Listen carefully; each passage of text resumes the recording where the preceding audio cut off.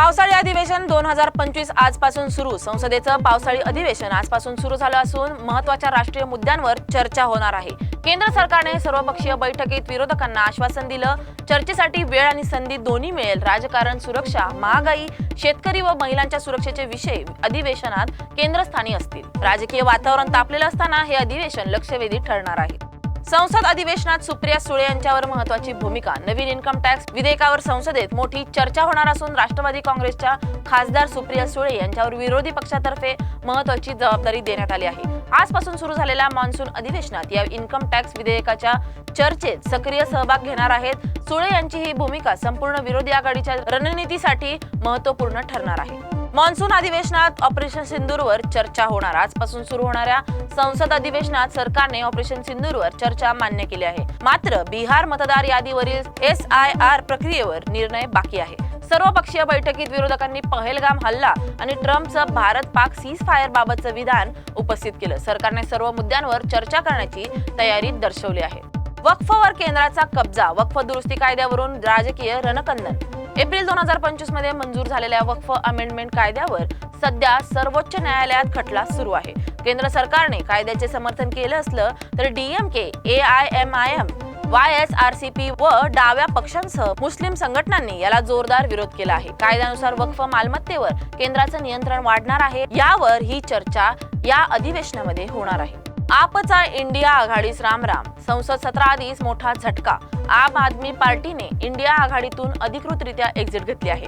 MP Sanjay Singh यांनी जाहीर केलं की ही आघाडी फक्त लोकसभा निवडणुकीपुरतीच होती. आता बुलडोझर राजकारणसह स्वतंत्र मुद्द्यांवर संसदेत आवाज उठवणार आहे. महाजन यांचा आदित्य ठाकरे फडणवीस भेटीवर खळबळजनक दावा. पंढरपूरमध्ये जलसंपदा मंत्री गिरीश महाजन यांनी मोठा गौप्यस्फोट केला आहे. त्यांनी दावा केला की आदित्य ठाकरे आणि देवेंद्र फडणवीस यांची काही दिवसांपूर्वी गुपचूप भेट झाली आहे आणि त्याचे पडसाद राजकारणात उमटायला सुरुवात झाली आहे. महाजन म्हणाले, आज नाही तरी उद्या ठाकरे गटाची शिवसेना पुन्हा भाजप सोबत येईल. या वक्तव्यामुळे राजकीय वर्तुळात चर्चांना उधाण आलं आहे. लातूरमधील पत्रकार परिषदेत राडा. लातूरमध्ये राष्ट्रवादीच्या पत्रकार परिषदेत छावा संघटनेचे कार्यकर्ते विजय घाडगे यांनी कृषी मंत्री कोकाटे आणि सुनील तटकरे यांच्याकडे रम्मीचे पत्ते फेकून निषेध व्यक्त केला. यानंतर NCP कार्यकर्त्यांनी छावाच्या कार्यकर्त्यांना मारहाण केली.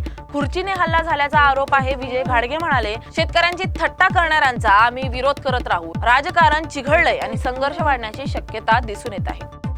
योगेश कदमचा उद्धव ठाकरे यांच्यावर टोकाचा हल्ला. योगेश कदम यांनी उद्धव ठाकरे यांच्यावर सडकून टीका केली आहे. त्यांनी म्हटलं, कोणीच मुलाखत घेत नाही म्हणून उद्धव ठाकरे स्वतःच प्रश्न विचारतात आणि स्वतःच उत्तर देतात.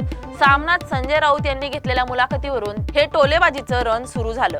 कदमांनी यावर उपहास करत म्हटलं की ही मुलाखत म्हणजे जगातील पहिलीच प्रकारची गंमत आहे. राजकीय कुरघोड्या जोरात आहेत आणि शिवसेना गटातील तणाव पुन्हा सतहावर आहे.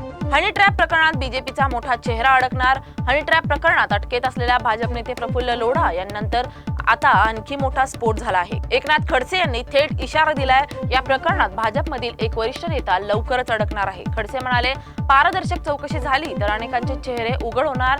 याच अनुषंगाने त्यांनी अप्रत्यक्षपणे गिरीश महाजनांकडेही बोट दाखवले.